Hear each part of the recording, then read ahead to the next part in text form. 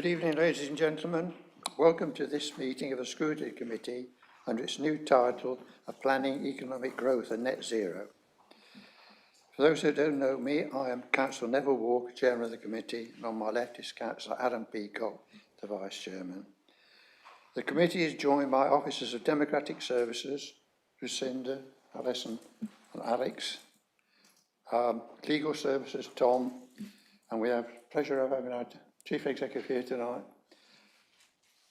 Catherine, Judy Assistant, Sally, Andrew and Alice.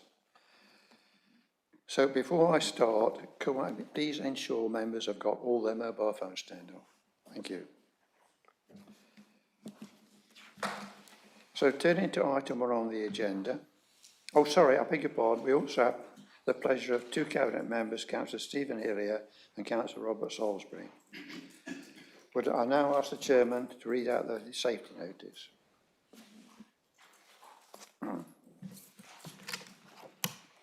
The building fire alarm signal is a continuous 2-tone alarm. On hearing the evacuation alarm, 1. Leave the building by the nearest marked exit route. 2. Follow the green signs to the assembly point, large staff car park opposite the entrance to the building. 3. Anyone who cannot use the stairs will be helped by the officers present after other people have left. 4. Do not return to the building until told it is safe to do so by an authorised officer.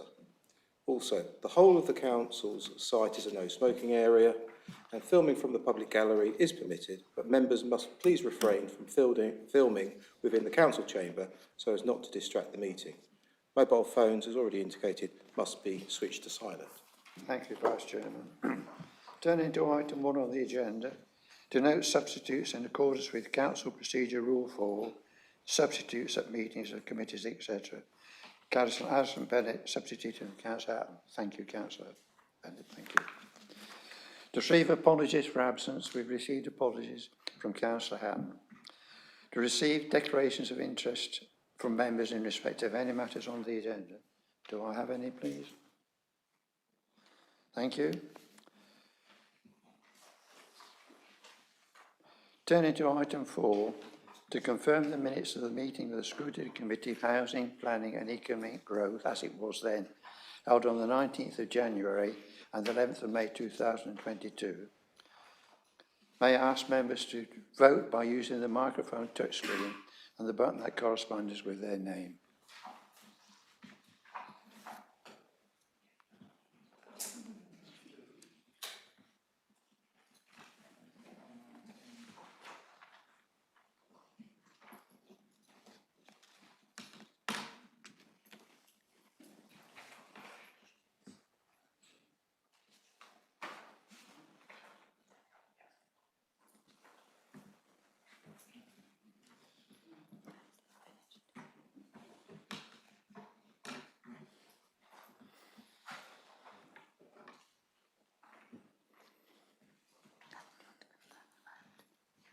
Sorry. Oh, yeah. Thank you. I think Mr. Clark wishes to speak, Chairman, as well. Just a sec. It was only going to say that it's a unanimous vote, Chairman. Thank you very much indeed. Turning to item 5, to consider any items that the Chairman agrees to take as urgent business. I have none. So we turn to one of the main topics of the evening, the District Plan Review and Update, Strategy and Non-Housing Site Policies. The purpose of this report is to consider 1, the scope of the District Plan Review, 2, the draft revised District Plan Strategy, and 3, non-site specific generic policies which apply to development across the district. It will be noted that remaining documents for consultation, including the draft revised District Plan and supporting documents, will be considered at our next meeting on the 18th of October. The reason for the present district plan needs to be reviewed is that when the present plan was adopted in 2018, the then inspector committed us to reviewing the plan starting in 2021 with a submission to the Secretary of State in 2023. This report summarises the additional work undertaken by the members of the working group and sets out the draft policy, district plan and housing strategy site. Anyone who doubts the need for a build-up of the district plan should refer to the statutory message contained in paragraph 11 on page 11. This shows clearly what happened when we didn't have a district plan or a 5-year land supply, which resulted in 3,000 unplanned and speculative developments being put into it in mid-Sussex. It also cost the council £720,000 of taxpayers' money, which we spent abortively trying to prevent this happening. For those of us who were councillors at the time, especially those on planning committees, it was most frustrating and galling to have applications put before you which you knew you shouldn't approve but had to because alternatively they would go to appeal and win, and that's why it cost us £720,000 in trying to prevent this happening. A new district plan and a 5-year land supply is essential if we wish to prevent our beautiful mid-Sussex being overrun with unwanted developments. And I would ask members to be mindful of this on this meeting and the next one on the 18th.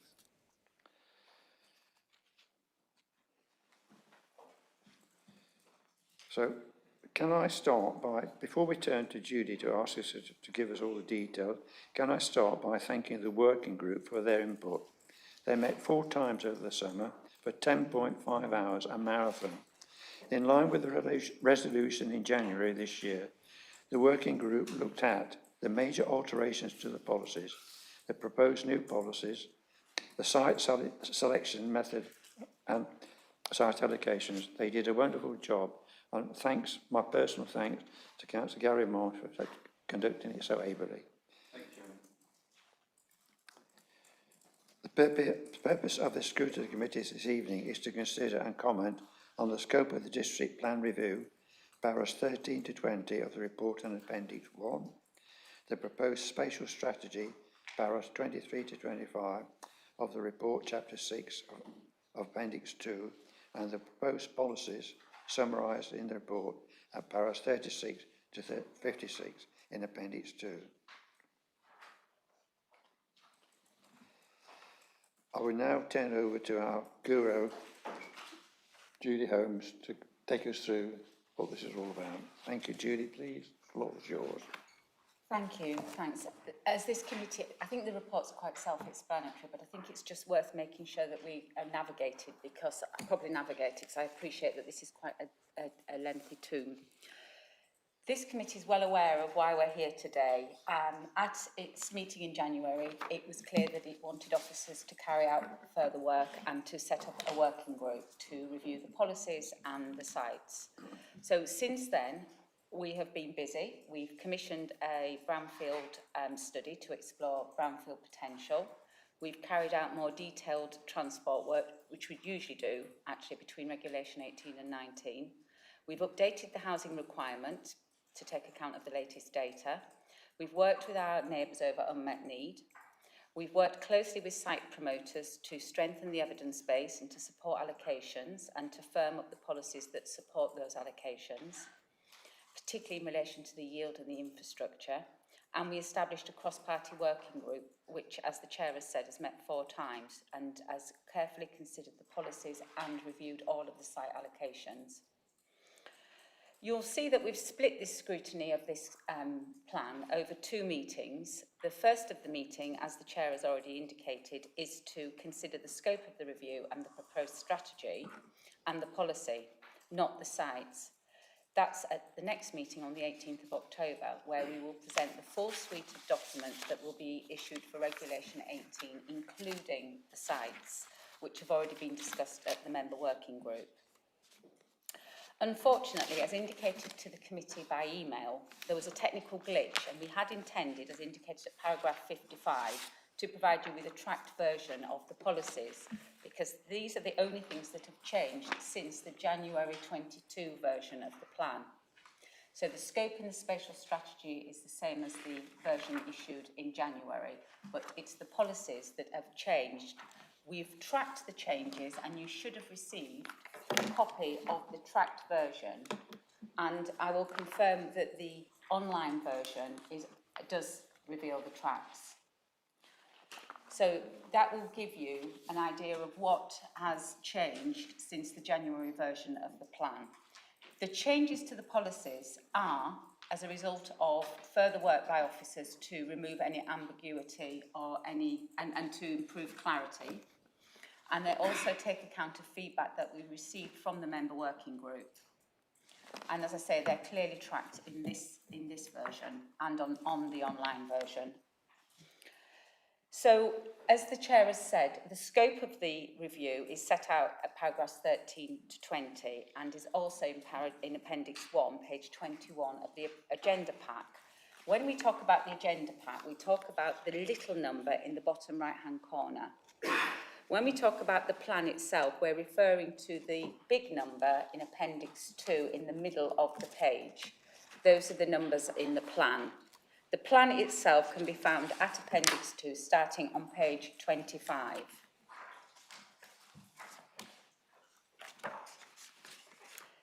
So, for the purposes of scrutiny, for this evening, we would refer you to the policies which are outlined in paragraphs 36 and 56 of the report.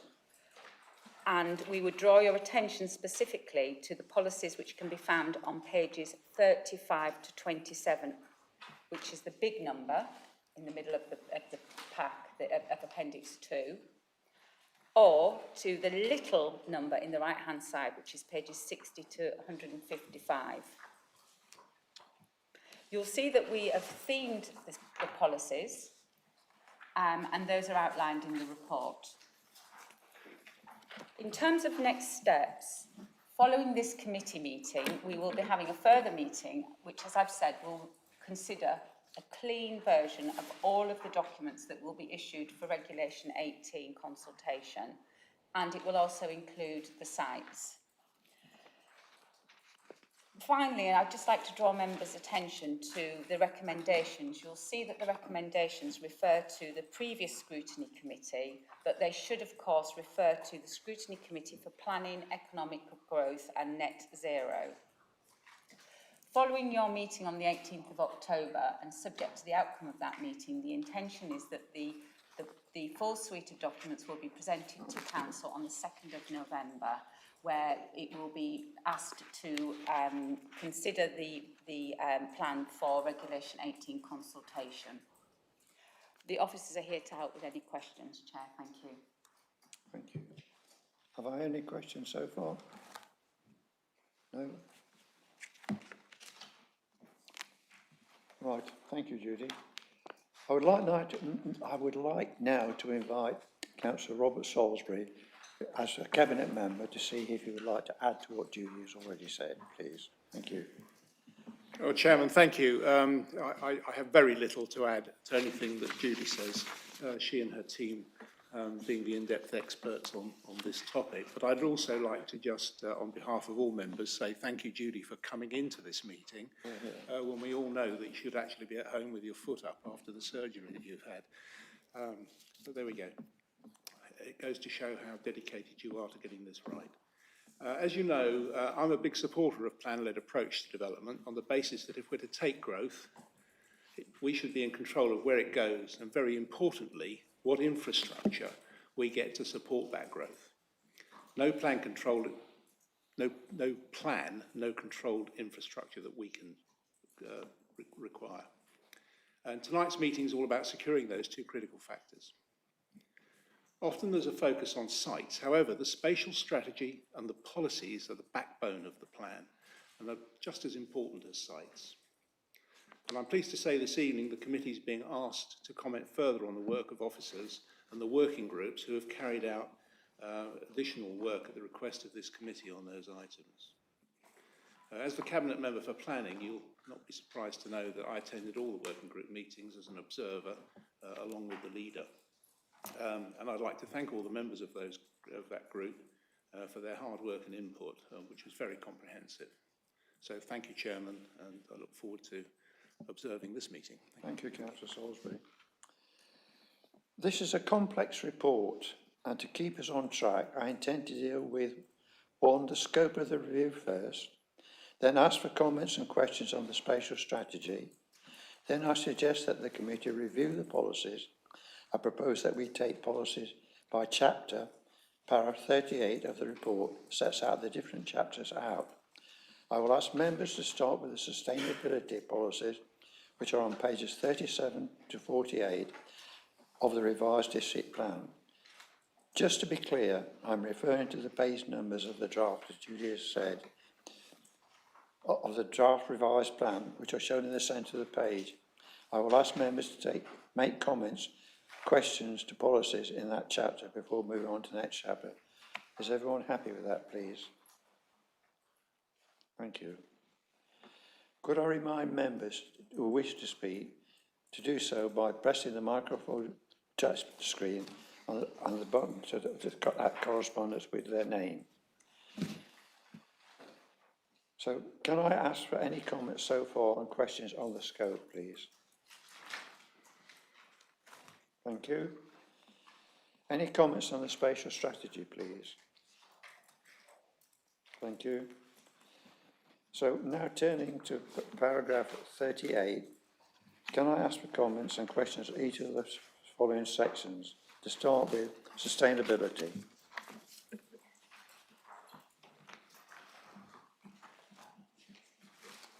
I don't see any hands.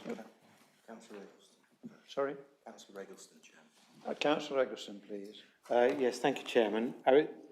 So on page 37, this is a comment that I can probably make once to help things because it crops up on a number of the policies. And it's just a concern really over the use of some of the language in the drafting. And we have instances where we use words like can, should, will be expected to, must, and shall. And throughout the policies, I'm not sure whether they're being used interchangeably, but there is a distinction between using a word like must and using a word like should and can. And if we are setting out what we consider to be absolute obligations, then we should be going for the toughest language possible. So we should be using words like must and shall rather than can and should. So on DPS 1, for example, in the track change, it says all development can play a part in taking action on climate change. However, the opportunities and measures available may vary depending on the type of development.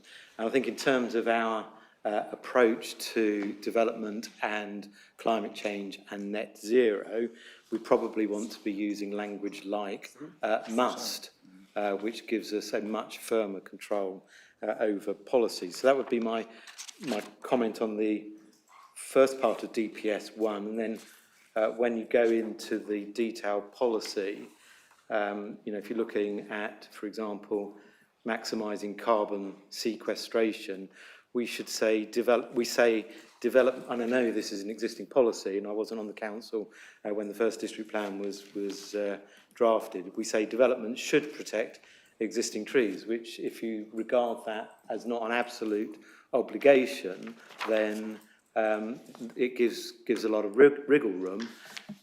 So I'd rather we see language like must wherever possible, because it's a much firmer obligation on the developers, and likewise all the way through that particular policy.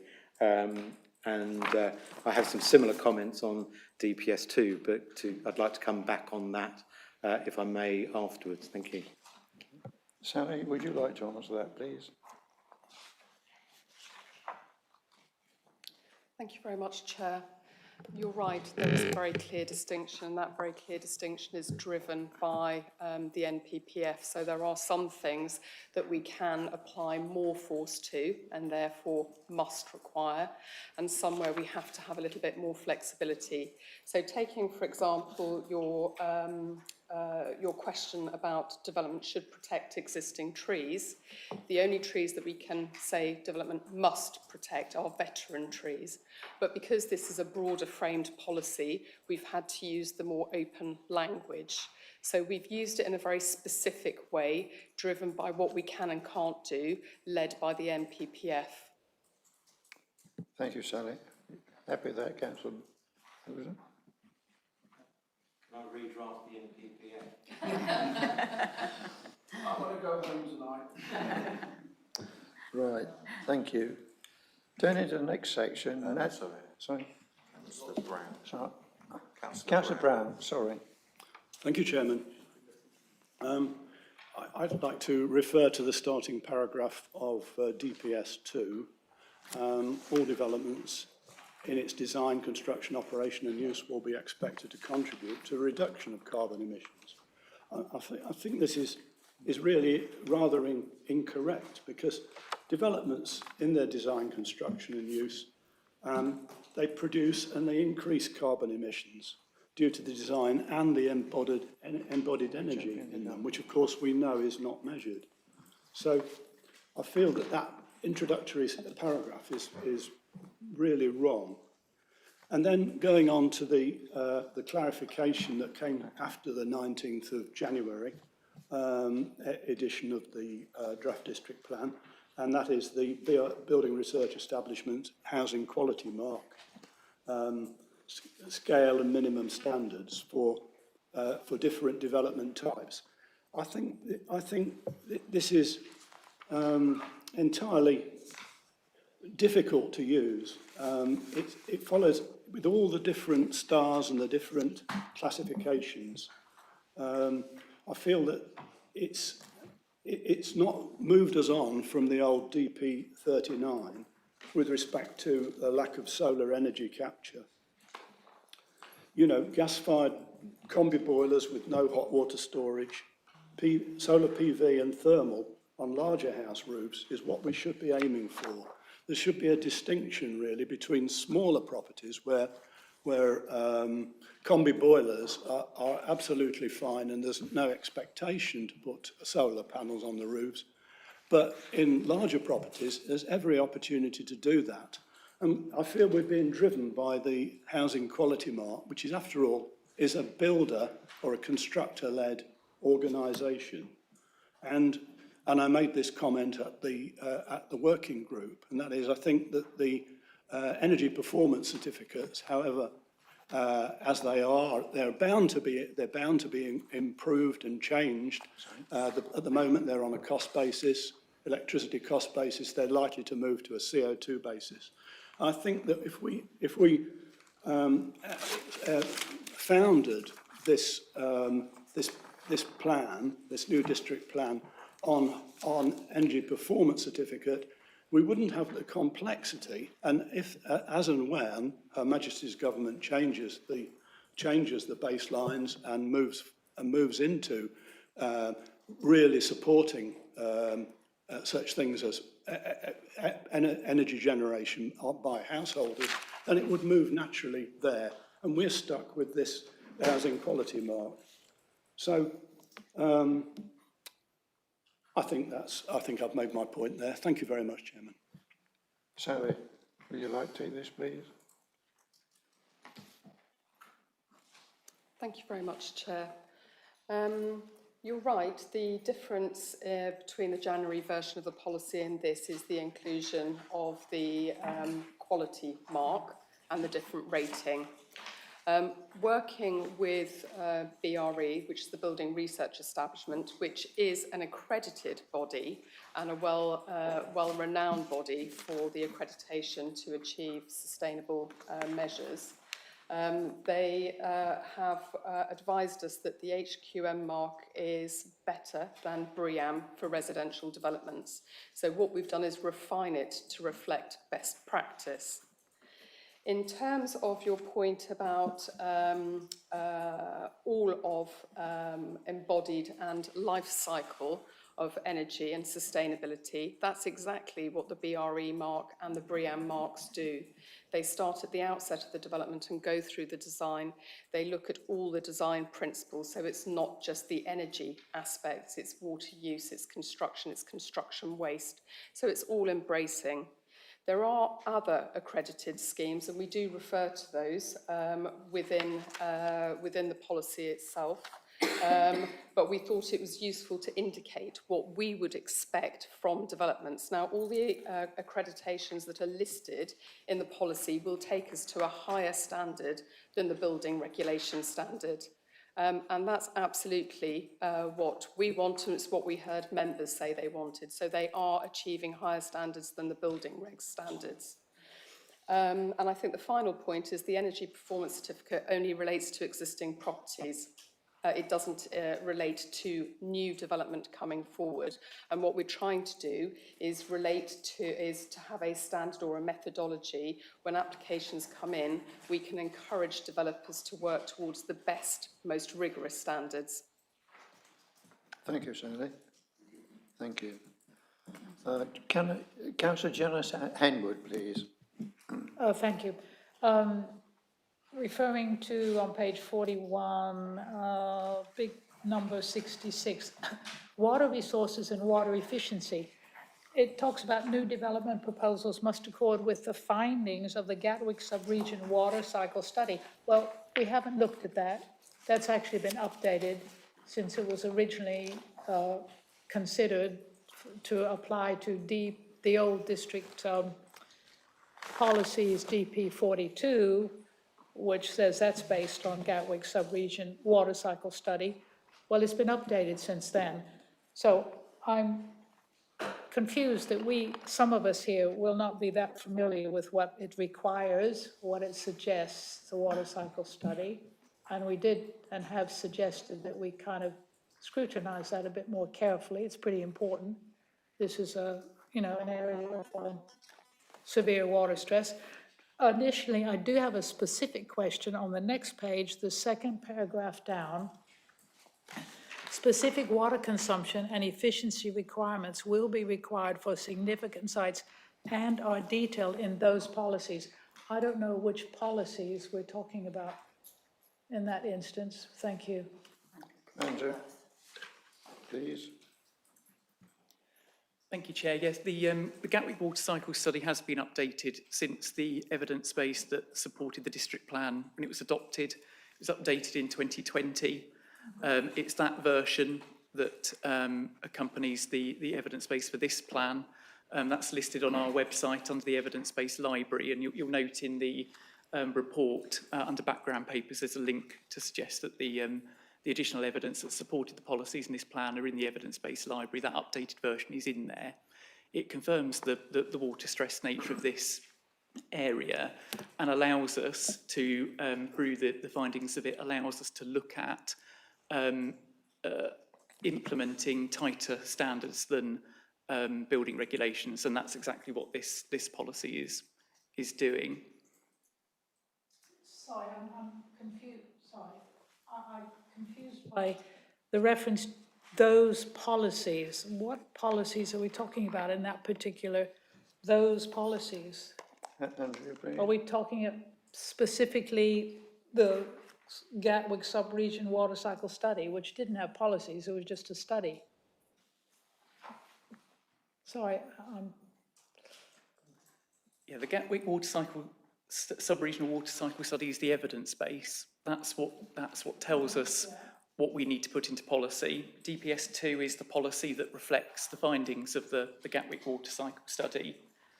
And in respect to those, the policy, I think those are the ones you're referring to at the top of page 42, where it says specific water consumption and efficiency requirements will be required for significant sites and are detailed in those policies. The significant sites, we're obviously not talking about the sites this evening, so we will be getting the significant site policies on the 18th of October. But just for reassurance, we'll be seeking tighter standards for those sites than other sites. Happy with that, Councillor Henwood? Councillor Richard Bates. Thank you, Mr. Chairman. Reading the documents, one thing that really interested me was the 20-minute time, the neighbourhood plan that we would try to adopt. And I just wondered if we could have some idea of what we are having at the present time in our planning system that that's developing this, because what we see is congestion and also lots of empty buses going around from the satellite estates from the towns. So how are we going to try and change this? Sally?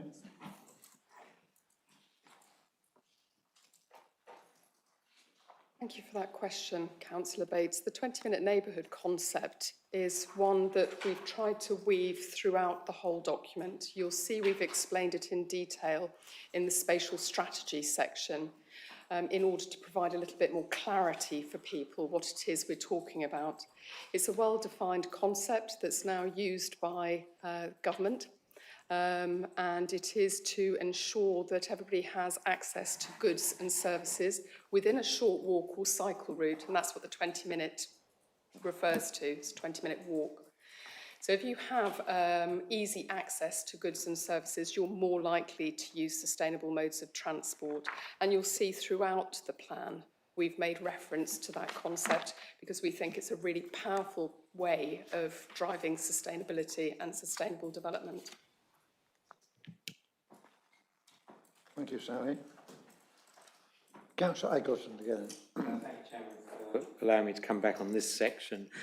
Just a query really on DPS 2, where it talks about applicants will need to consider measures that move towards zero carbon development, etc., and then refers to the BREEAM sustainability assessment method. I'm assuming that, well, I don't know, but by utilising and applying the sustainability assessment, does that lead to, as a requirement, delivering the measures highlighted in those bullet points? Because if developers only need to consider, they might consider and say, well, we've considered it and we can't do anything about it. Whereas we want to drive enforcement of those measures. Thank Sally, you. please. You have to reach a certain accreditation. So you have to consider and demonstrate how you're going to achieve the accreditation. And the accreditation we're expecting is set out in our minimum column standards. If you meet that expectation or that standard, you will be delivering a more sustainable development. So it's the accreditation that's important. Councillor Gary Marsh. Thank you, Chairman. Unfortunately, you're going to get a lot of these questions. Unfortunately, the two questions were asked by the working group who's sitting here today, asked those questions, got the answers, clearly didn't understand the answers, so they asked the questions again. They're still getting the same question again and again and again.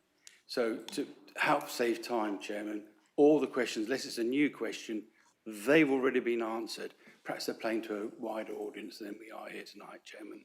Thank you for pointing that out. Not when I'm working.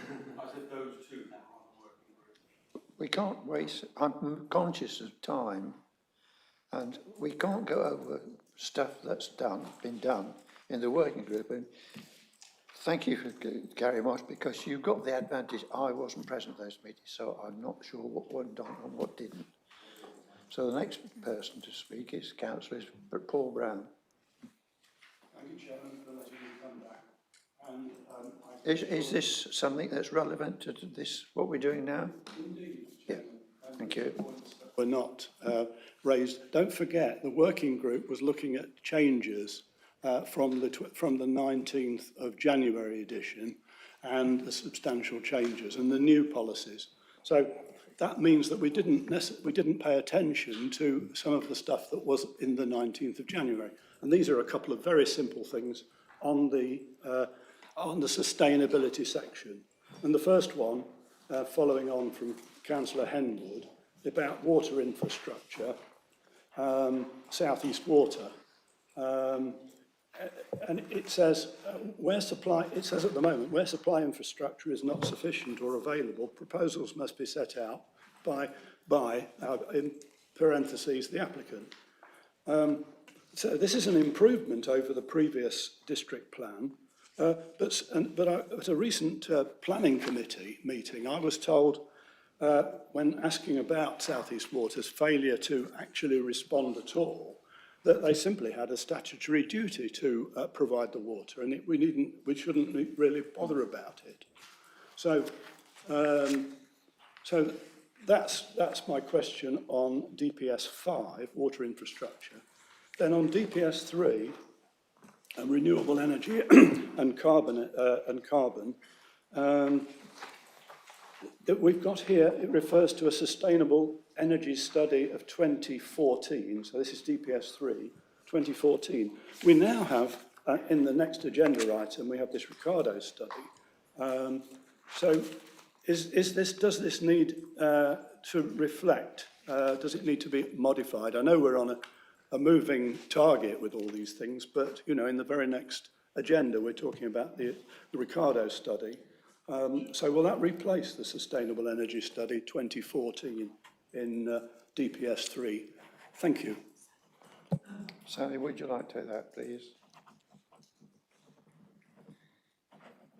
I'll take them in the order that they were asked. So the first one was relating to DPS 5, which was water infrastructure. And actually for ease, I'd like you to turn to the track changes version of the document, which was circulated, and it's on page 47. And you can see that since the January version of the document, we have made a change to the second bullet point to clarify the point that was made at discussion at the working group. So that's to make clear that rather than...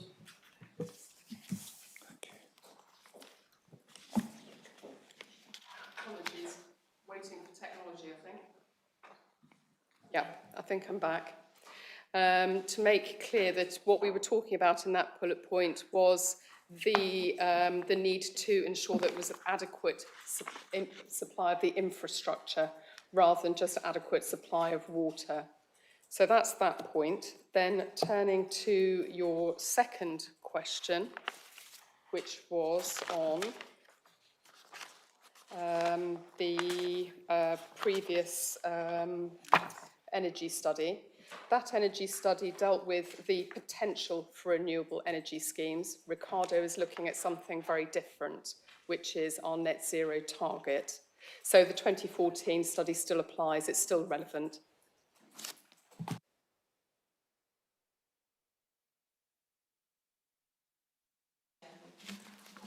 Whilst we're discussing water, speaking as somebody who's subbing on this committee and obviously wasn't on the working group, I've got a question about water neutrality.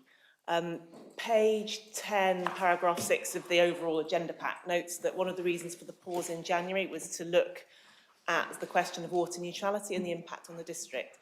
I was wondering what the latest thinking on that is, please. Andrew?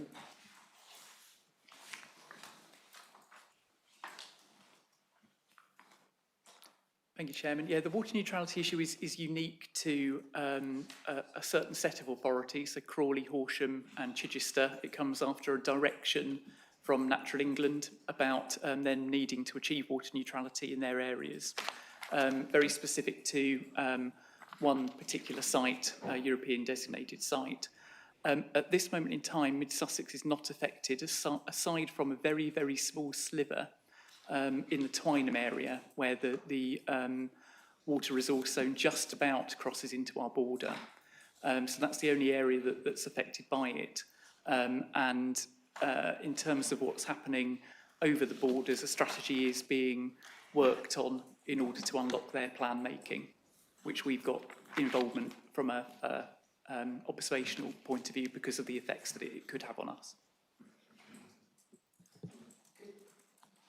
Thank you, Andrew.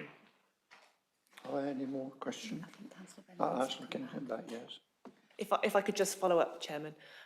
Thank you. I suppose the other side of it is not so much is water neutrality an issue in Mid-Sussex, but if it remains an issue in our neighbouring authorities, what is the current risk assessment on duty to cooperate with unmet need? Thank you. So, Judy, would you take that, please? Yeah, I mean, that, exactly, exactly, and that's the problem. If our neighbours aren't able to deliver their need, then, as you well know, under the duty to cooperate, there's an expectation that we will work with our neighbours to see if there's anything we can do to assist them in meeting their needs. So, as Andrew's already indicated, we're working closely and keeping a very close eye over the work that our neighbours are doing with Southern Water and Natural England, because clearly we would like to see them being able to meet their own needs, and indeed I think it's fair to say they would like to meet their own needs, because they would say that the impact of not being able to develop, because don't forget it's not just housing, it is employment, could have a devastating impact on the economy of those areas. So we're working really closely, we're keeping pressure on Southern Water, who are helping with the strategy. But the duty to cooperate it requires us to have constant conversations and discussions with our neighbours, and that's obviously one of the things that's at the top of the list when we discuss things with them. Thank you, Judy. Don't see any more questions, so we turn on to the next section, natural environment and green infrastructure, paragraphs 49 to 62.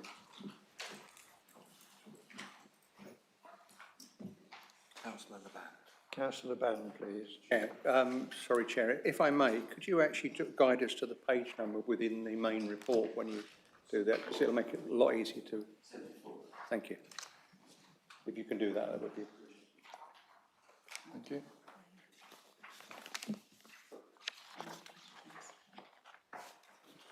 Sorry?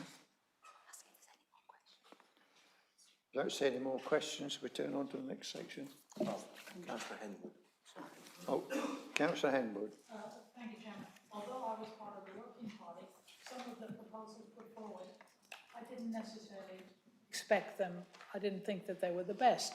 So I am scrutinising again these policies, and in particular on page 77, I'm very disappointed that the minimum percentage of biodiversity net gain required will be 10%. So, I mean, when we're aiming nationally in some places to have 30%, 10% seems fairly minimal for Mid-Sussex District Council. Thank you. Sally, would you take this, please? A couple of points. There's an important word there, minimum, is 10%.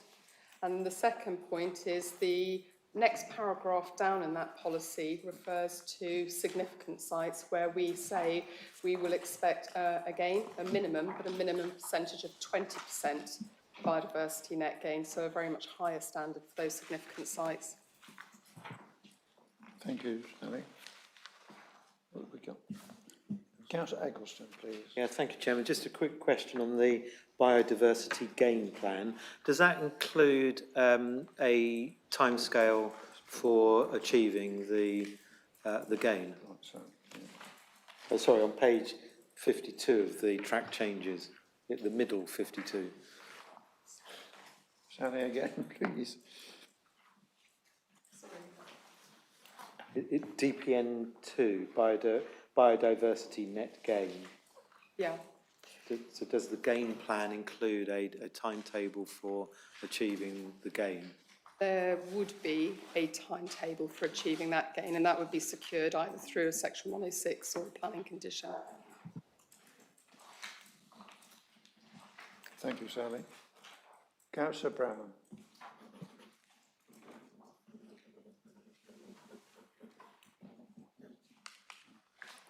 Thank you very much, Chairman. So I'm referring to DPN 4 on pages 55 and 56. Trees and woodland. So this is a policy with a small change.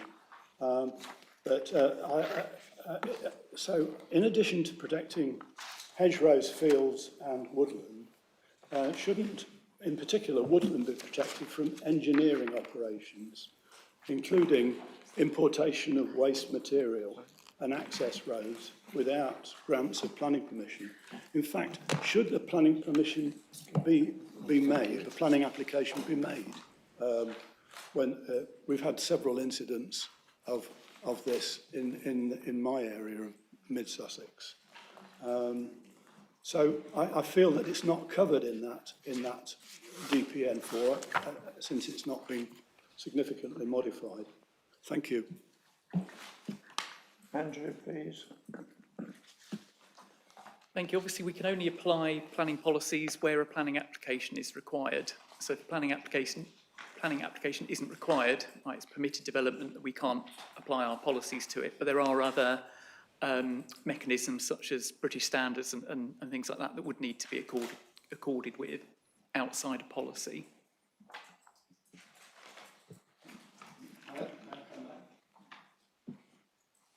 Yes, you can come back. Thank you.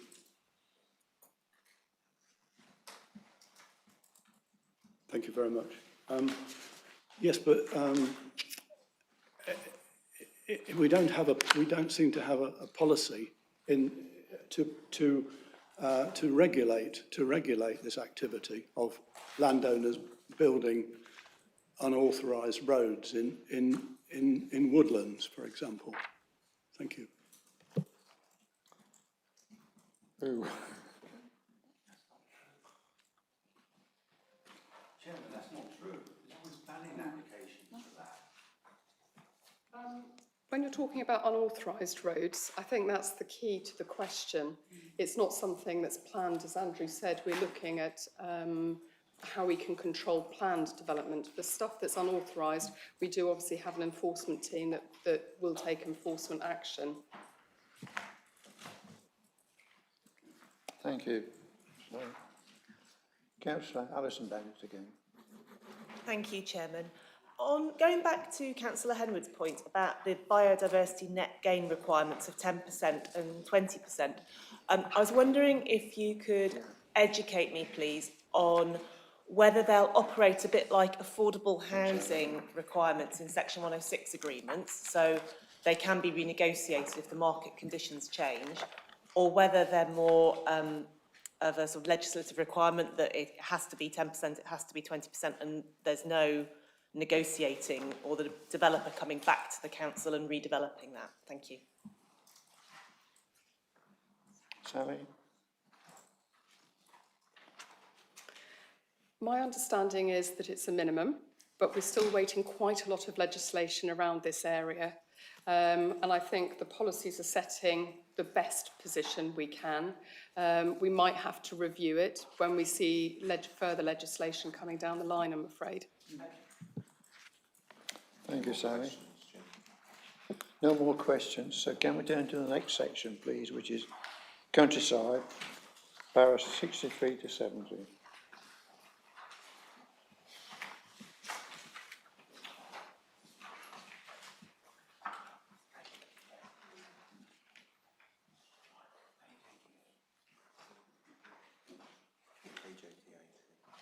Page 88, by the way. Thank you. Thought it's away. Thank you.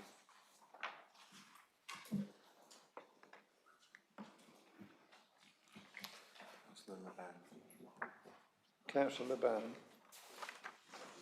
I'm sorry, Chair, I'm getting confused with the page numbers as to which page we're using, which is number 64 in the draft, I believe, not 89.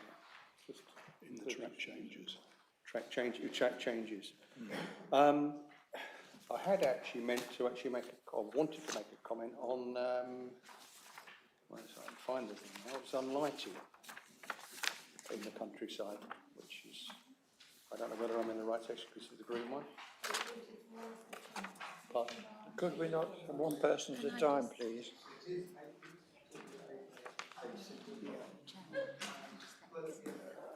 yes, sorry, it's DPN8, lights, impacts and dark sites. I'd like to suggest a slight amendment. It indicates on the last bullet point there would not be an adverse impact upon wildlife, such as through consideration of the appropriate colour of lighting. one of the most important things in terms of wildlife and intrusiveness is the temperature of the lighting in terms of kelvins. So in other words, we're in this room, we've probably got something like 3,000 or 4,000 kelvins, like a doctor's surgery or hospital. I might expect to see something a lot warmer, something like 2,700 in the woodland area. Thank you. So the word temperature should be there in terms of lighting standards. Judy, could I ask you to take that one, please? Yeah, we'll take that back and have a look at that for you. And just to help you with the numbers, the number that we were working to was the big number at the bottom of the plan document itself, which is Appendix 2 of the report. Yeah, right in the middle, the big one. Not the little one in the corner, but I think the chairman now has got both numbers, so he can refer to both to help.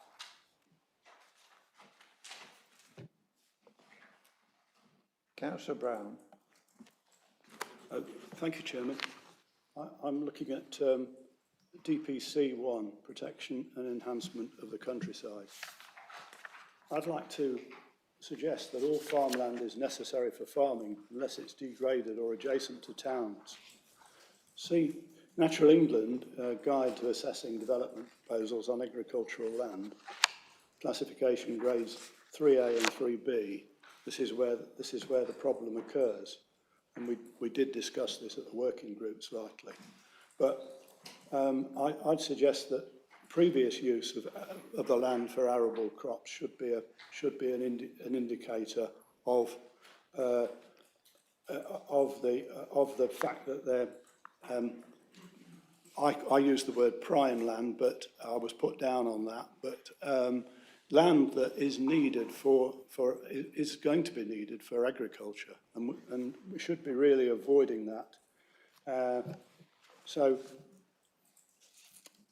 of course, I understand it's down to the applicant to make this case, but I'm just wondering if it's tightened up enough, really, to in this new version of DPC 1, which is hardly moved from the previous district plan. Thank you. Andrew.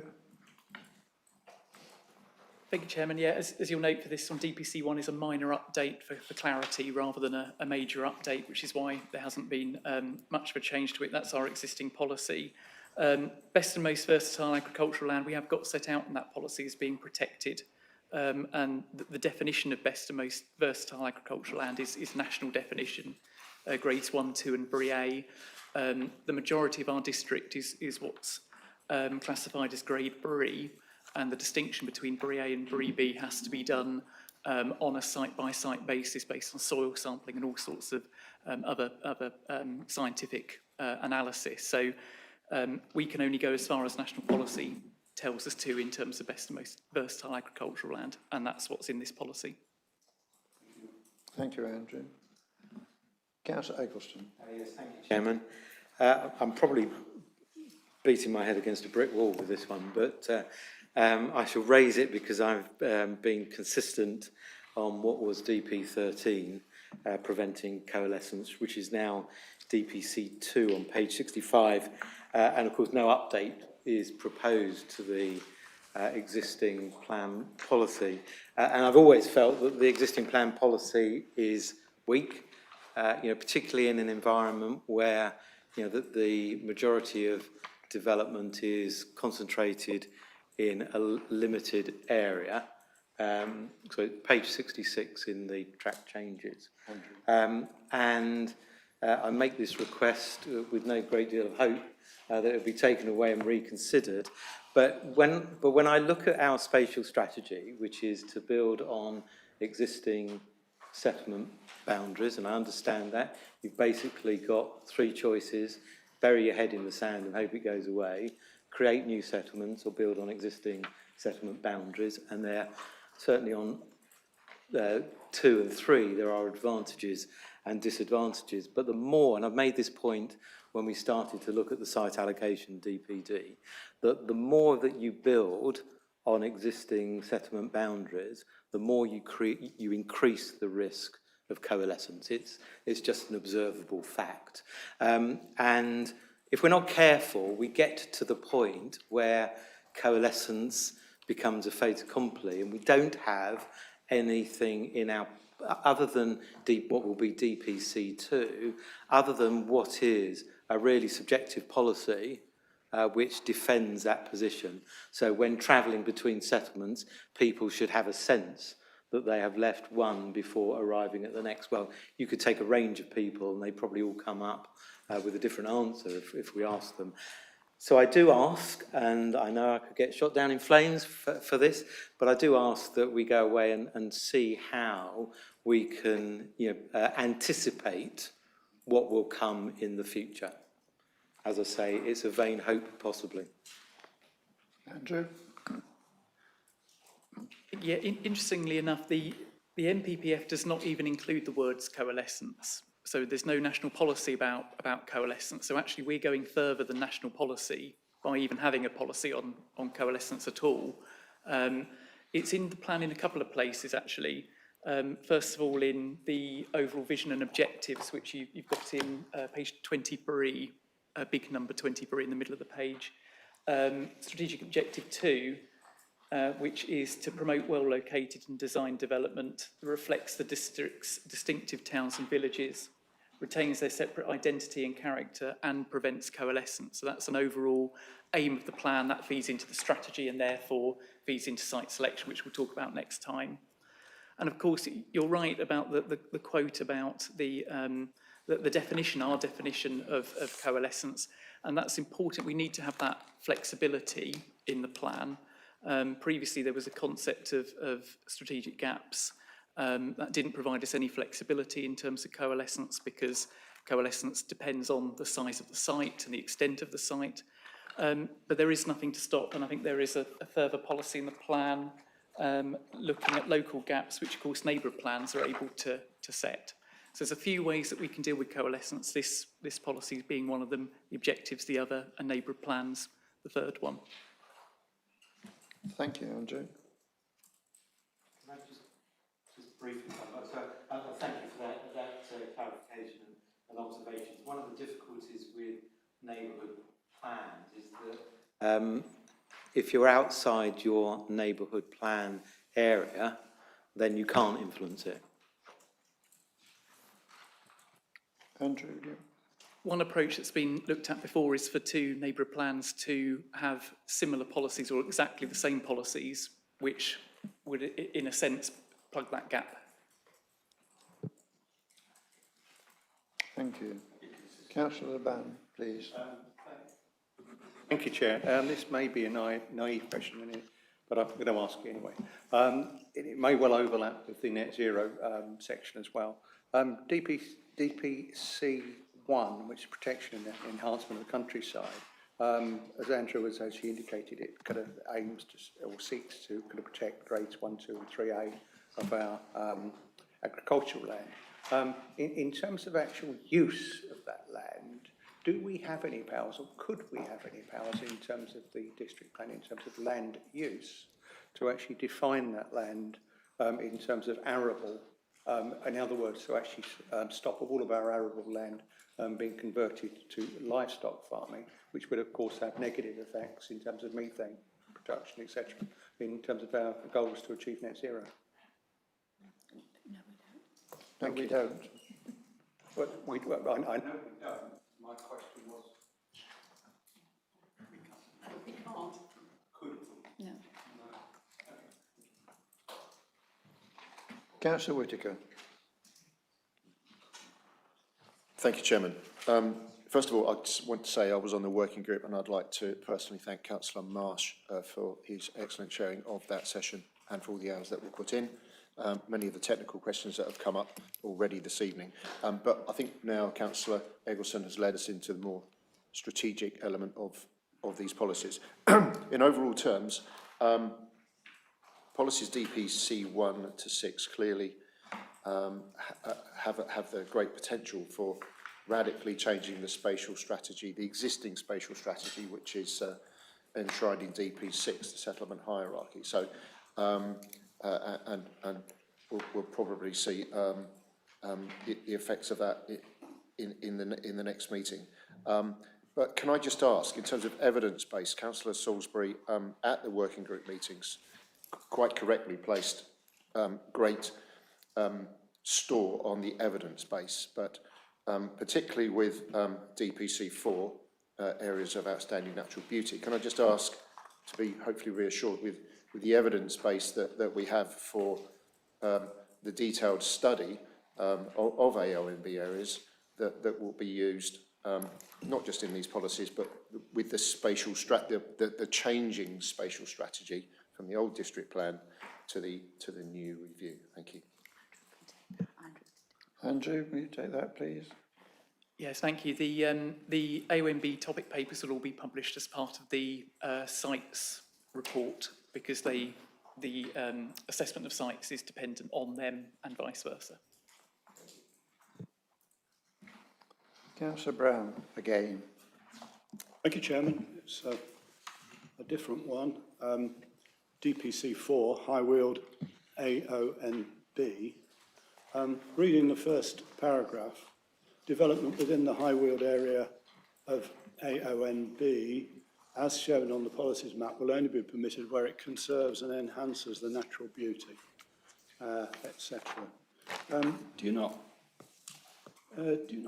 think that this virtually excludes any developments, even contiguous with the built-up boundary of High Weald AONB villages? High Weald villages, they need to grow to support their schools and communities with young families, and this is becoming impossible. The parish I represent in the AONB, well, two of them, they want the DP to be robust and up to date and prevent random, inappropriate buildings in the countryside, for sure. But there needs to be a balance struck, and it seems to me this AONB clause and the way the AONB is treated in the new district plan is overbearing, really, and makes developments almost impossible. Thank you. Sorry. And Judy? Yeah, if I can make a start on that, and I can ask, I think Andrew to come in, or Sally to come in with more of the detail. This is something that was discussed at length at the working group meetings, because you're quite right.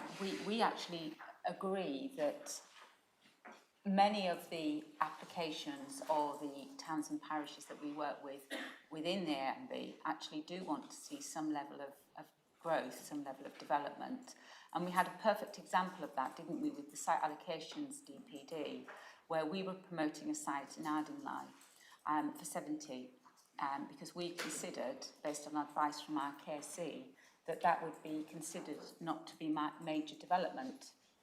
And throughout that examination, we actually at times thought that site wouldn't actually even make it into the final document. In fact, it did, but with a much reduced amount of 35 units. And that was because the inspector felt that anything over that would be considered to be major development in the AONB. So the regulations around AONB have actually tightened in the course of us even taking our site allocations DPD through an examination. And so the policy is reflecting the current position in relation to that. And of course, as you know, any site in the AONB is considered by the High Weald unit, and they have they're our expert advisors in respect of this. Andrew, was there anything? Sally, sorry, was there anything more you wanted to add to that? The development, the policy doesn't actually preclude development in its entirety in the AONB. What it does say is any development would have to conserve and enhance natural beauty. So it doesn't stop it, but I think Judy's point is the pertinent point, because the NPPF is really clear about the weight of protection to be given to areas of outstanding natural beauty. I'll come back, Chairman. How many more times are you going to come back, Councillor? On this particular topic, thank you. In terms of the Ardingly development, almost anybody would have regarded 100, which it started off with, and then it went down to 70, and then eventually the inspector took it down to 35, which I would regard as reasonable. And, you know, and so I'm not sure. I understand that decision by the inspectors shaped the way we need to go probably. But I still feel that the AONB high wheeled officer exerts rather more influence than she should, when in fact we know our district as well. Thank you. I take it that's a statement, not a question. Thank you. I was coming back, Chair. Thank you. Right, have we any more? Oh, Councillor Hainwood. I'm sorry, Chairman, but this is a question, and it was brought up at the working party, and it does go back, I'm afraid, to page 5378. It's listed as Bachelor's Farm. So it was pointed out at the working party that Bachelor's Farm is not under the jurisdiction of Mid-Sussex District Council. It's Burgess Hill Town Council, which we did point out at the working party. I just wondered if that, as we're scrutinising, if that should be included. Page 53 and 78 in the main deal. Sorry. Andrew? Yeah, that takes back to DPN 2, Bachelor's Field as it's listed there. Those are all areas that are allocated, they'd be safeguarded as green infrastructure, allocated for informal open space. That's regardless of who owns it. Thank you. No questions. No further questions, so we go on to the next section, which is the built environment, paragraph 71 to 74, which is on page 96 to 99.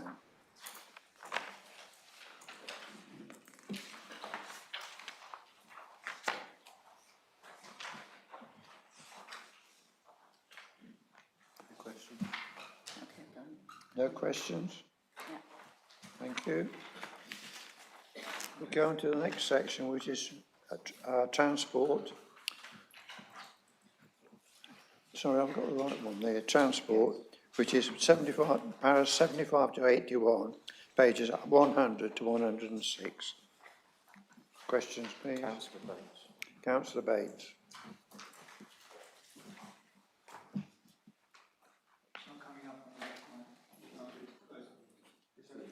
Okay.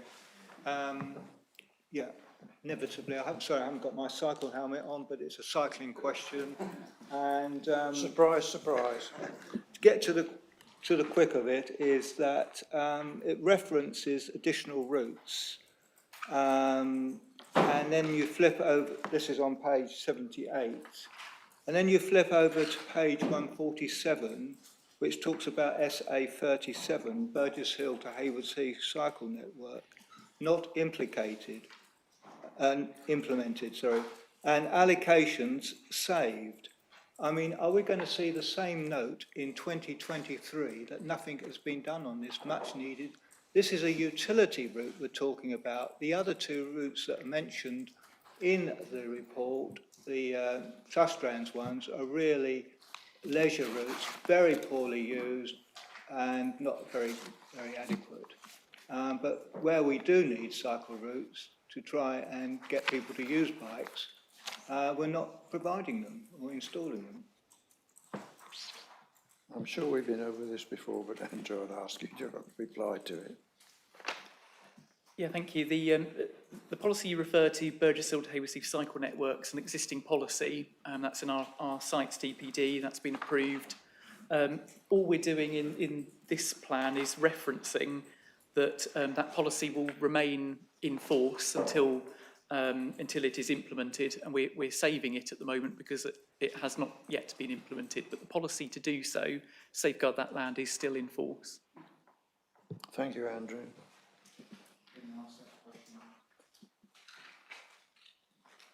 Sorry? Councillor Marsh. Sorry? Councillor Marsh. Thank you, Chairman. It was asked, can we compulsory purchase private land so somebody could ride a cycle over it? And the emphatic no, we can't do that. So as Andrew's just said, until such time as they have a change of heart of the landowner, it's going to remain in situ until such times he says yea or nay. Thank you for your advice on that.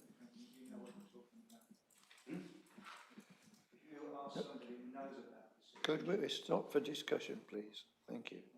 No more questions, Chair. No more questions, so we turn on to the next section, which is the economy. Paragraphs 82 to 96, pages 107 to 121.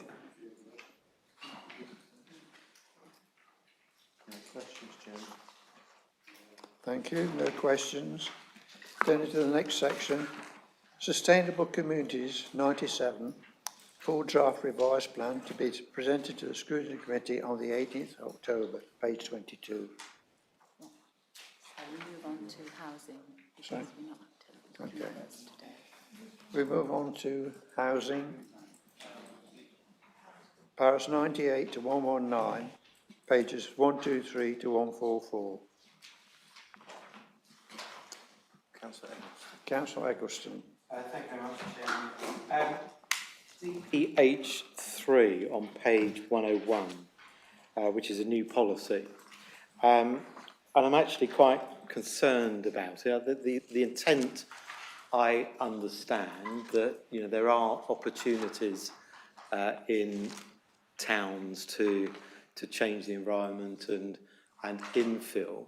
But the risk is, and if I may, I'll give you an example, because we talk about the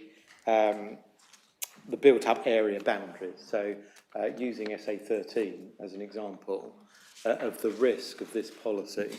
So the pink bit is SA13. The area to the west of that is large detached houses that run down the Kemah Road, down to Wellhouse Lane. Now, this is a problem that potentially affects everywhere across the district, where you have new development which abuts existing properties, which might be, you know, large detached houses with lots of ground. And the policy therefore opens the risk, and we know it happens because we've seen what's happened along south of Folders Lane, where large detached houses are bought up to release the land behind it. And so if we look at what's happened with SA13, the risk with this policy is that, you know, developers will circle round these detached houses and can come forward with, you know, proposals over time for 150 additional dwellings, or whatever the number might be. Now, that is a risk not just for here, but with the way that the policy is framed, as I see it, anywhere in the district. And I don't see anything in the new policy which mitigates that part of the risk. And so I'd like to see some reference to DPC1 and DPC2 in the policy, because that at least affords some protection to areas of development that are impinging upon countryside and impinging upon that risk of coalescence, which I keep talking about. Thank you. Sally, please. Can I start off with a clarification and point out that the substance of this policy was actually previously set out in DP6, settlement hierarchy. So the principle about building within established built-up area boundaries effectively was set out there, and it's just being transposed. We've called it a new policy because we've separated it out from other elements within DP6. So the principle has been established there. Clearly, there is a very strong emphasis in our strategy about building on brownfield and building within the built-up area in order to protect the countryside, and that's exactly what this policy is seeking to do. I don't think we can make reference to the countryside policies because the two are mutually exclusive. You're either within the built-up area or you're within the countryside. You can't be within both.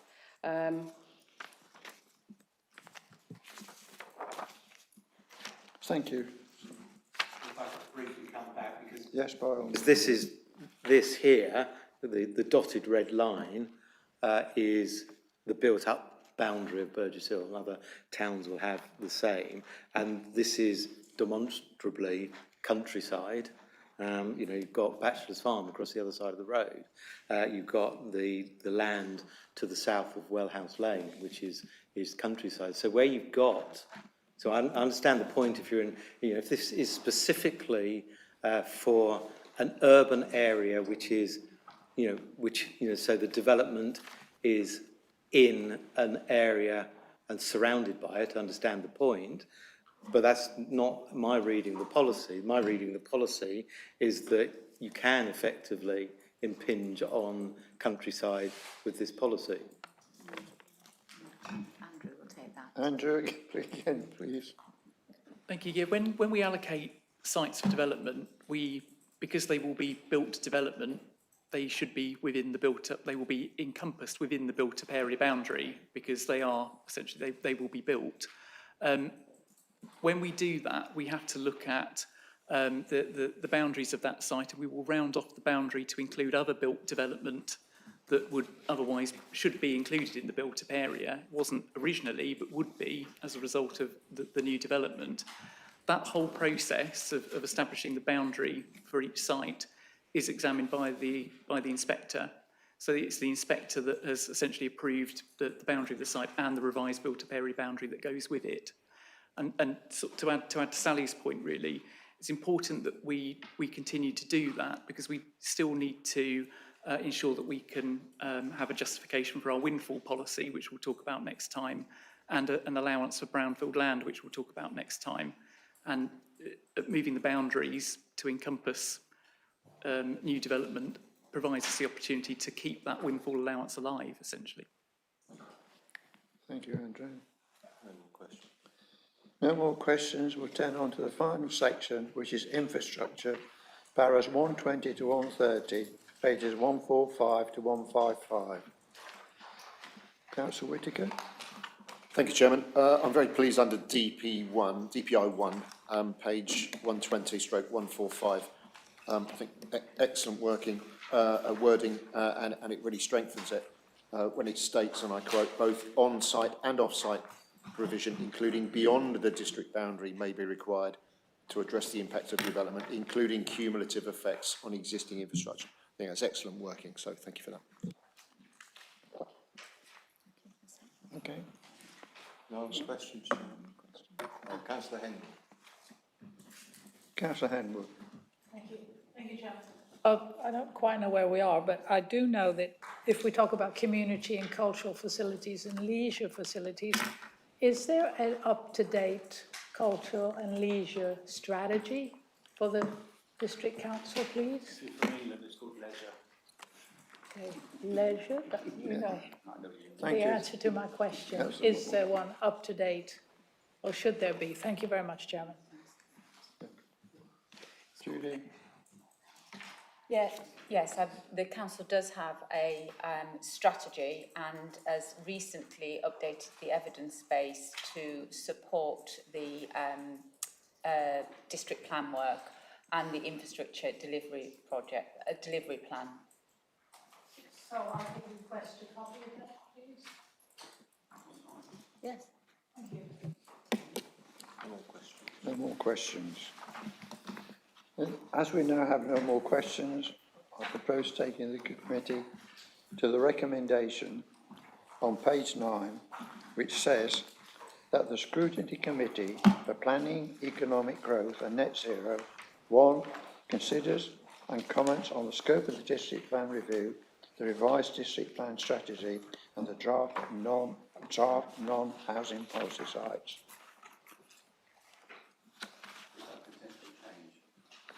Sorry?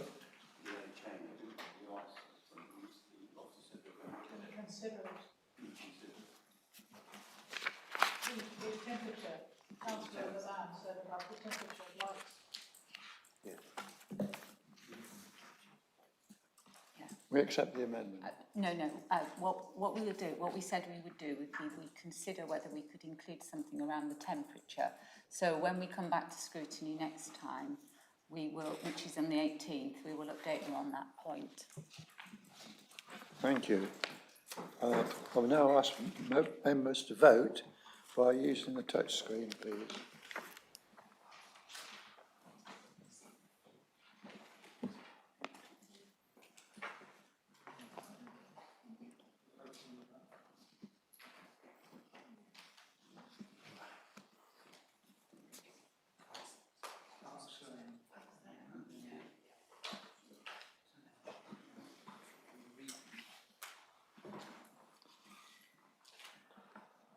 Tom to do it.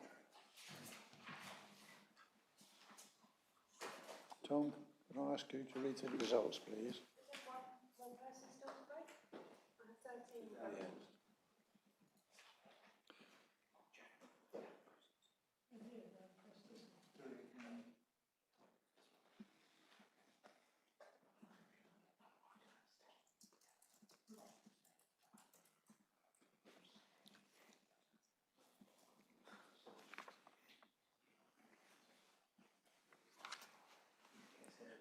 Chairman, that's 12 in favour and 2 abstaining, so it's carried.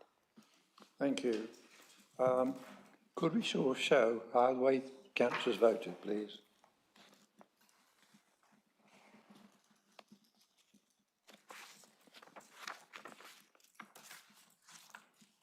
Thank you.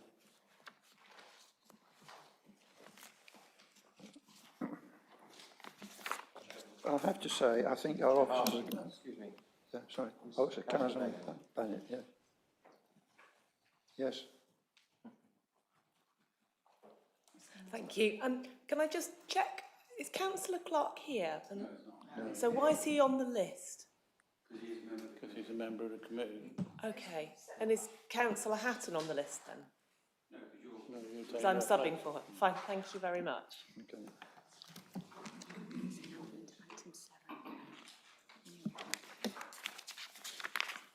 Item 7. Now go on to Mid-Sussex net zero targets. As members will see, what net zero is all about is when the submission, sorry, I've got the wrong part.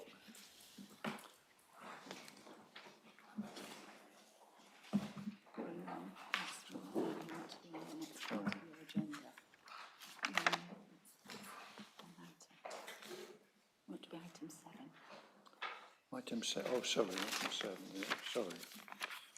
Thank you.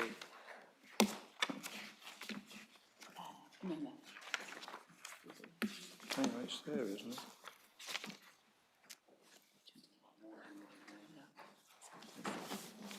Oh, we are, sorry, here we are. Sorry, I've got it here. Too many sheets of paper here. The purpose of this report is, in accordance with the objectives of the Mid-Sussex Sustainability Economy Strategy, April 2022, officers have been working with specialist consultants to prepare the evidence base to inform net zero targets for both the council and district. The purpose of this report is to request the Scrutiny Committee to consider the evidence base attached in Appendix 1 on the proposed net zero targets.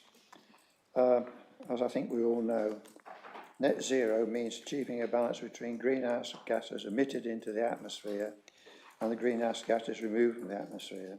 If the emissions and removals balance out, net zero has been achieved. To this end, I'll ask our Bureau on expert, Sally, to present the meeting to us. Thank you. Thank you, Chair. Just to start off with, to remind members that in April this year, the Council approved its Sustainable Economy Strategy and Action Plan. And that strategy brings together the Council's sustainability and economic work streams. A key objective of the strategy is to achieve a reduction in carbon emissions, and there are 7 actions to deliver this objective. One of those actions is to create a Mid-Sussex net zero carbon programme. Now, the first step in delivering a programme is to agree net zero target dates at both district-wide and council levels. The council has been clear all the way along that targets need to be evidence-based and therefore achievable, and as such, we commissioned leading consultants in the field, Ricardo, to undertake 2 critical pieces of work which are required to inform decisions about the target dates. The Ricardo work's been completed, and that is set out in Appendix 1. We are setting net zero target. When setting net zero target recommendations, officers have considered a range of issues that could impact on deliverability. And key of these considerations is that the council only directly controls 2.6% of its own carbon emissions and 0.03% of the district's emissions. The council is therefore very heavily reliant on national legislation and activities to achieve its net zero ambitions. And in view of this, we've set out our recommendations on page 207 of the report pack to consider and comment the targets that are listed in the first bullet point. And apologies, the recommendation should have 2 bullet points. And the second one is that this committee recommends to council that the net zero targets be approved. That's all I have to say. Thanks, Chair. Thank you very much, Sally. Technical questions will be answered by Phil Whiting, Interim Sustainability Pro, who we see on the screen before us. Councillor Marsh. No, I'm not waiting Oh. I didn't think you cared. Councillor Brown. Councillor Brown. Oh, thank you, Chairman. I just wondered if Sally Brumfield would kindly just clarify what we're actually, or perhaps yourself, what we're actually considering here. I noticed the second point is now 2, recommends to council that the recommended net zero targets be approved. But I don't really understand A, B and C in the first. Are we looking at A or B or C, or what are we aiming to? Thank you.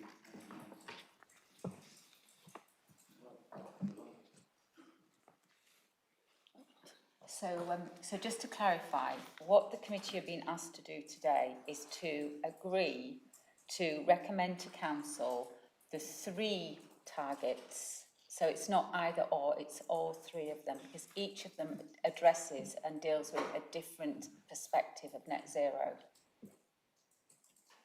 A, B and C? Yes. Thank you. Councillor Henwood. First of all, thank you very much for a very comprehensive report. It was very thorough and very comprehensive. So I only have a few questions. Sorry about that. Only 2. Page 260. For clarification, I want to know, where is the single sewage gas plant? I was intrigued by that.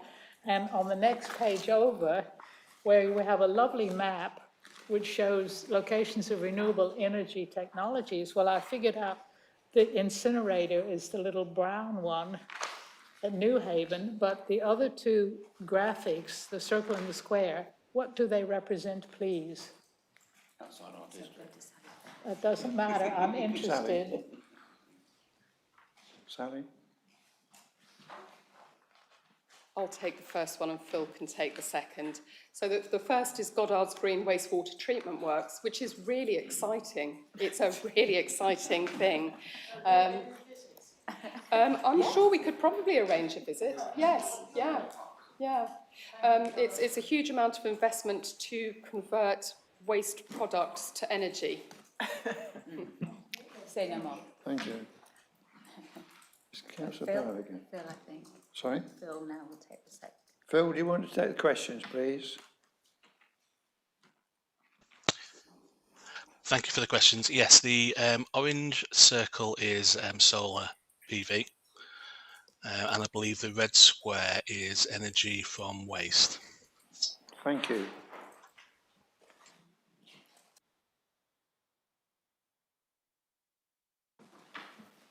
Thank you very much, Chairman. I've got a few one-liner questions, and maybe these are things that, well, the question is, have they been considered, or will they be considered in the next phase of this report? Like opportunities for cycling to work and e-bikes replacing car travel. Opportunities raised by the under-occupancy of the offices at Oaklands post-COVID. How is diesel, I guess it's mainly waste collection, reduced or eliminated post-2035? Can food waste collection, and I guess we've just been talking about an anaerobic digester, not assist electrical generation and contribute to decarbonisation and our path to net zero. And has it been considered that if parking enforcement staff were organised on a town basis, especially East Grinstead, could the need for e-vehicles be eliminated at all? So it's all very well moving to electric vehicles, but maybe we don't need them if the staff were located in East Grinstead in the first place. Thank you. Sally?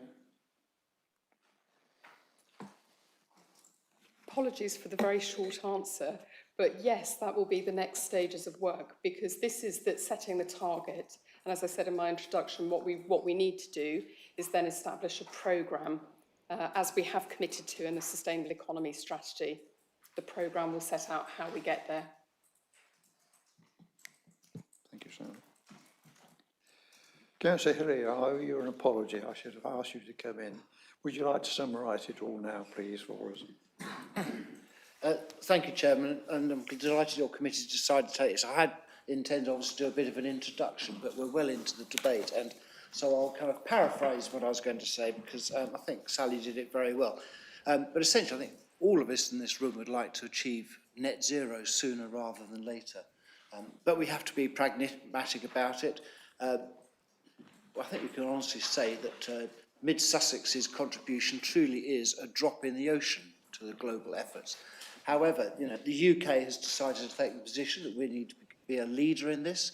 I think it's absolutely right that we should, because how can we persuade the heavier polluting nations to do something about it if we haven't got our own house in order?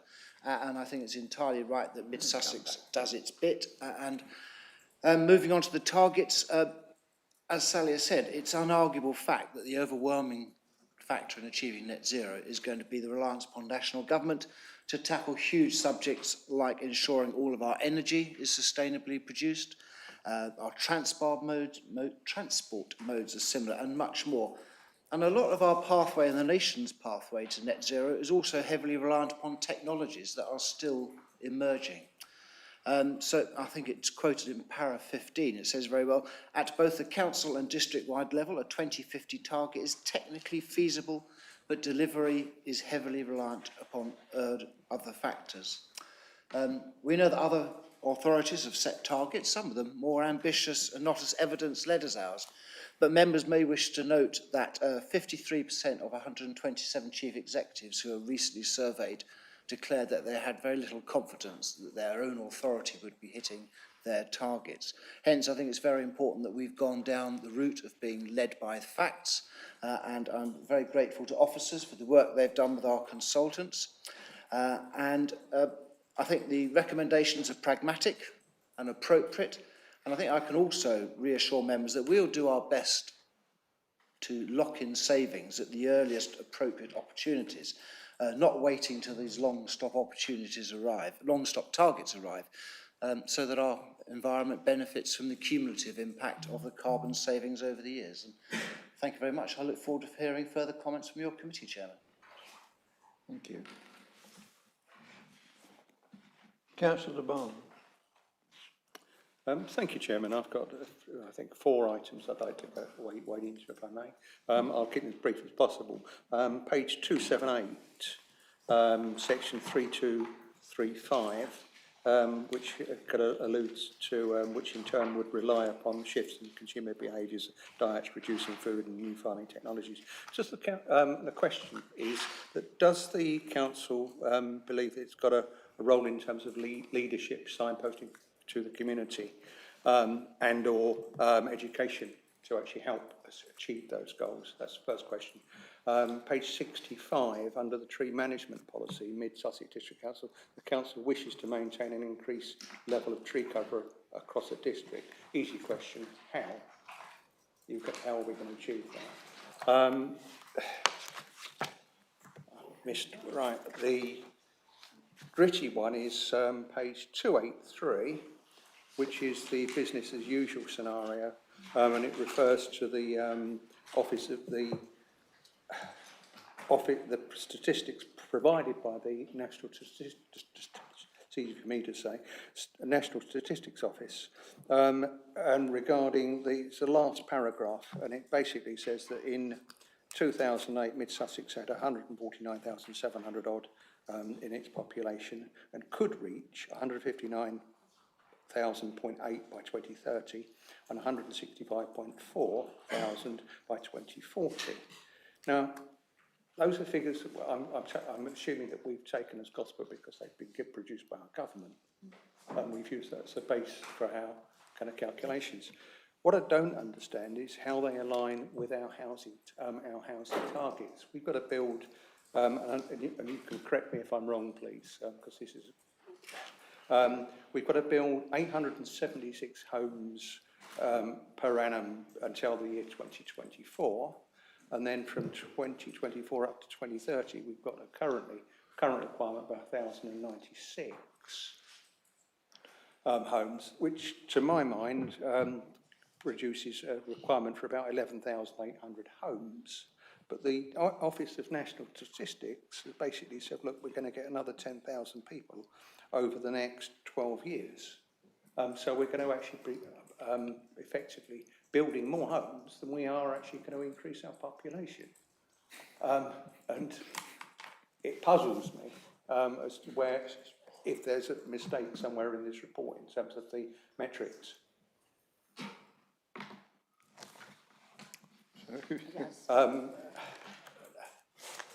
And point number 4, which is on page, find it, page 304. 1, 2, 3, 4, 5 down, it says national.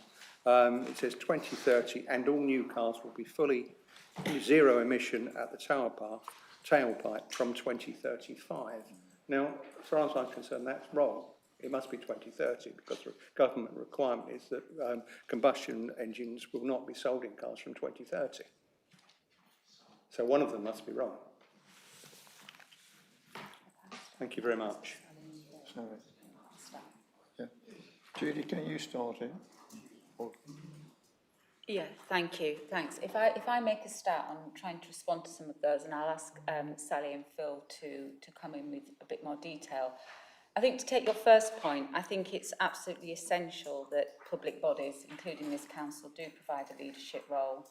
I think that it's really important that where possible we signpost, we encourage, we facilitate, we educate and do all of those things. And I think district councils in particular have been really, really successful in the past in doing that exact thing. For example, around things like recycling. I think district councils have been very successful in encouraging households to recycle. I think it's a really good example of where we have had successful campaigns. So, of course, that's a key part of the work that we'll be doing through the Sustainable Economic Strategy. I think some of the questions that you've asked did come up actually in the working group that we had for the Sustainable Economic Strategy. And I think the one about population growth is an important one because they're not directly related. So the number of houses does not directly equate to the number of people. So there'll be more people than there will be houses, assuming that houses will be occupied by more than one person. So that is how the ONS projects their population growth. With respect to the other two on tree coverage and the zero emissions numbers, I don't know, did you want me to turn to Phil, Sally, for that, or are you going to take those? So Sally will take those questions, Chair, if that's okay. Yes, that's fine. I think the principal point is a lot of what you've asked is covered in the Sustainable Economy Strategy in terms of next steps and further action. So that would be my starting point. Unless Phil has anything particular in terms of response, everything you've asked, I think, is addressed in the 50 actions that sit in the action plan. Thank you.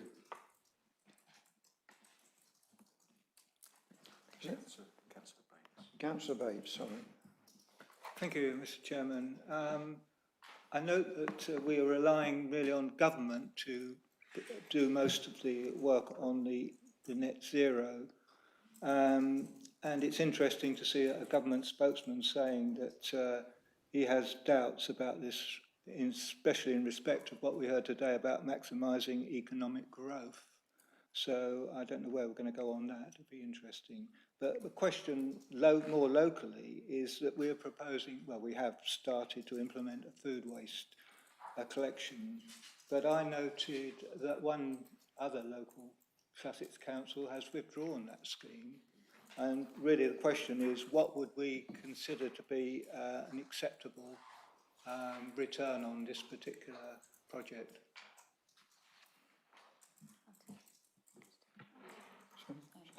Judy, please. You're right, we're piloting food waste in partnership with West Sussex County Council, and that pilot has got clear success criteria attached to it and will be evaluated at the end of the pilot scheme to assess whether or not it's something that both the county and this district, and indeed other districts, as you would imagine, we work in across all districts and across the county, to assess whether or not that is something that is viable, appropriate, and will deliver the returns. In other words, does the business case stack up? And that's something that we will be evaluating, and I know that's something that's been reported to the appropriate scrutiny committee at the start of the pilot, and there'll be regular updates relating to that. Thank you. Oh, Councillor Bennett. Thank you, Chairman. Noting that there's recently been a lifting of the moratorium on oil and gas exploration, is there any risk, do we think, to our capability of achieving these targets should that go ahead in mid-Sussex, given that a large proportion of the district is under licence? So, Paul? Judy, will you take it then, please? Yeah, I mean, I don't know if Phil's got any insider information from his expert perspective, but certainly, who can tell at this stage? I think it would be very difficult for us to be able to anticipate that impact. But certainly, when we start to look at the pathway, the programme that we will need to adopt in order to get to the targets that we've set, I'm sure those will be things that we will be working with Ricardo's over if it does have a direct impact on our pathway, or indeed the district-wide pathway.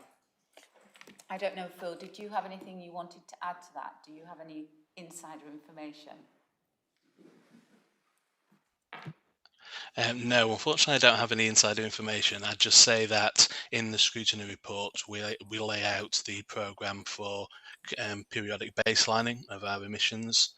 Because things change so quickly, we need to periodic rebaseline the carbon emissions in the district and the council to make sure that the interventions that we're making are having the intended reductions, and that we will then get to our net zero target. Thank you, Phil. Councillor Marsh. Thank you, Chairman. Very good question, Councillor Bennett.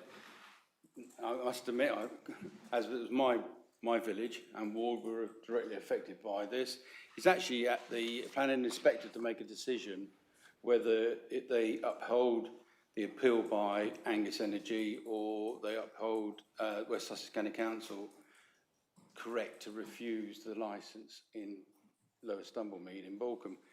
But can I ask a question through you, Chairman? I do think under the guidelines of the NPPF,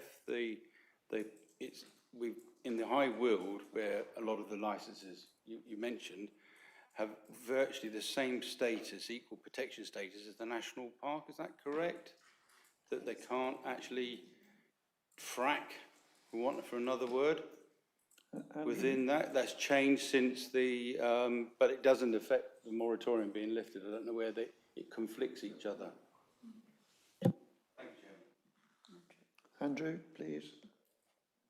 Yeah, just from the NPPF point of view, yes, Para 176 of the NPPF sets out national parks, the Broads and areas of outstanding natural beauty have the highest status of protection. And that's where most of the licenses are. Yeah. Thank you. No more questions. Councillor Whittaker. Oh, Councillor Whittaker. Thank you, Chairman. It's really a comment just to thank the District Council. As a District Council, I'm very proud of the work that this District Council has done, just to echo the comments of Mrs Holmes and the comments and the work that's been done by Phil and Ricardo. I think we're in a good place to move on.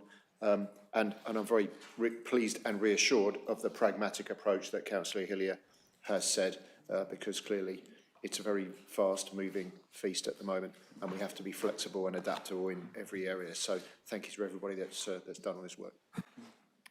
No more questions. Thank you. No more questions. I would just add to that. I think we owe a debt of gratitude to our officers for the amount of work they have done on this to get to the stage we're at today. And I've been very remiss in not thanking Judy for getting off her sick bed and coming here tonight. We do appreciate that. I would say that I think not only have our officers got the wisdom of Solomon, they've also got the patience of Job. So with that, we'll go to the recommendation on page 207 of the report pack, which says that the Scrutiny Committee, 1, considers and comments on the following recommended net zero targets. A district-wide net zero target aligned to the national target. B, a council-only net zero target of 2040 for emissions the council can directly control. C, a council-only net zero target aligned to the national target for emissions. And 2, recommends to the council that the recommended net zero targets be approved. So members can be voted by touching the touch screen, so please. So could I have your votes, please?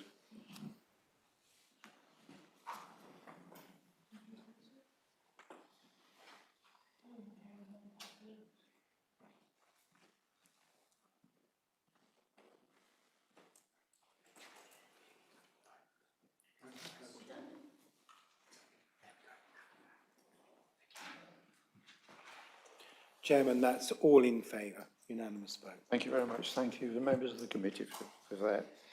We now turn to the final item on the agenda, and I'll ask Tom to introduce the work programme of the Scrutiny Committee, please.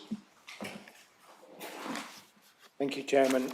As members have been told tonight, we're coming back to the sites element of the district plan on the 18th of October. You have 2 further meetings in the calendar, and the 2 items you've had tonight will fill those items, I'm sure. The timetable of them, though, is somewhat uncertain at the moment. Quick point, you mean October 22, not 23? 22. Yeah. Oh. That's why I... No, it's 22. Apologies.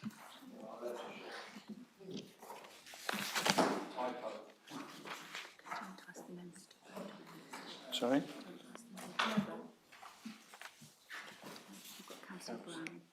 Councillor Brown, sorry. I missed you, Councillor Brown, sorry. Thank you, Chairman. We've heard, I've heard with interest that from Judy Holmes in particular and others that you're taking a great interest in the water situation. And I'm pleased to hear that. But I'd like to move that we actually consider this as a scrutiny item at the meeting on the 18th of January. And I have the following motion, if I may read it. Thank you. Table the water cycle study, and scrutinise both supply and disposal water authorities and their ability to supply water to domestic, commercial, and whatever users in Mid Sussex, and their ability to dispose of and treat the wastewater, taking account of the developments identified in the draft district plan, and to understand how supply and demand may be reduced, and the meaning, clarify the meaning of water neutrality, how to encourage water harvesting, wastewater attenuation, and how water authorities support the policy DPS 5. So in a nutshell, I'm proposing that on the 18th of January, we scrutinise the water infrastructure and water environment, preferably with representatives from the authorities in DPS 5. Thank you. Tom, can I at this late stage accept that? Well, Chairman, I think you'll need to discuss that with officers and decide. So I suggest that he puts the the request To you, around yes. to me, Yeah. and we'll discuss it with the officers and make a decision on that. Councillor Henwood. No, I was just prepared to support the motion to put this on the scrutiny committee meeting. Well, let's wait till the next meeting then, thank you. So, Sorry? Patrick, have you anything you want to? Sorry, Catherine, sorry, I beg your pardon. Could I? I just wanted to help you out a bit there. That's quite a significant piece of work, Councillor Brown. And so I think all we really need to do as officers is we just need to have a think whether we can actually do that for you in that timescale, given how much else we've got. It's a very significant, wide-ranging issue. So we're not trying to prevaricate or procrastinate. We just need to just work out resourcing, really. Okay, is that okay? Everybody clear? Thank you. Yes, thank you. The next meeting's coming up, and I'm happy to engage, and I understand your limitations with regard to staffing. But as I say, Councillor Henwood feels that this is important as well, and I was hoping we might have a little debate, because around this table people might not agree with me. They might think it's a complete waste of time. Would that be useful, Chairman? Yes, it's permissible, yes. You don't need to do that today, do you? Councillor Eggleston. Councillor Eggleston. Thank you, Chairman. Maybe help out. It's not on the agenda, and so I don't see how we can move a motion of this nature without notice to other members of the Scrutiny Committee. So we have had no time to consider it. I do take on board Chief Executive's point and assurance, and far be it from me to be legalistic, but I don't think we should step outside the bounds of our constitutional procedures. Tom? That's correct, and that's why I suggested that Councillor Brown submit his motion to the chairman, and then it can be discussed and see if we can resource it. Thank you. With that, thank you to members and officers for what they've done here tonight and for attendance. As with no further business, I will close the meeting. Sorry. Yeah, we need to, that's all right. We haven't voted on the Oh, work yes, programme. we need to have a vote on the. So could we show that on the screen, please?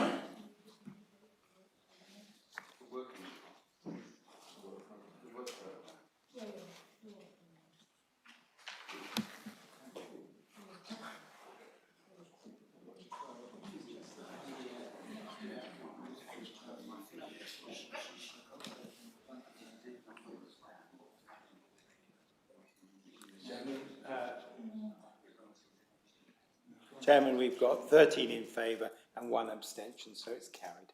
Thank you very much. Could we see who the vote was on that, please?